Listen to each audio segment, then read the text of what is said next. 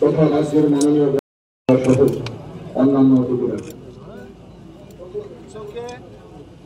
Okay sir, ওকে। অনুষ্ঠানের শুভ উদ্বোধন হচ্ছে জেলা শিল্পকলার মধ্য দিয়ে।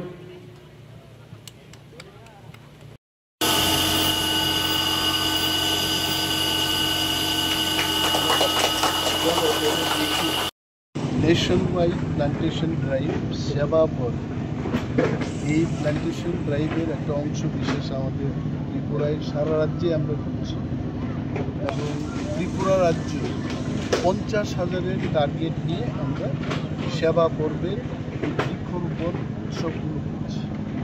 আজকের এই দিনটিতে সারা জেলাতে আমাদের মাননীয় মন্ত্রী মহোদয়গণ, বিধায়কগণ ওনারা গিয়ে এই প্লান্টেশনের সূচনা করেছে এবং আজকের একদিনে আমরা 50,000, যেটা কেন্দ্রীয় সরকার থেকে আমাদের বলা হয়, এটা আমরা শেষ করছি।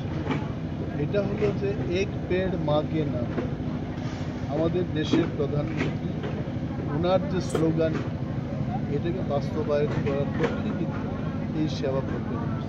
আজকের অনুষ্ঠানে আপনারা নিশ্চয়ই দেখেছেন আমাদের ত্রিপুরা বিধানসভা সরকারি মুখ্য সচেতক উপস্থিত আছেন, সিএফএন হোক দপ্তরের জেলার পক্ষ থেকে ডিএম সাহেব আছে, এসপি সাহেব এবং ডিএফও আমাদের যিনি ফরেস্ট দপ্তরের জেলা অধিকর্তা উনিও আছেন এবং অনুষ্ঠানটি খুব সফলভাবে আমরা করতে পেরেছি।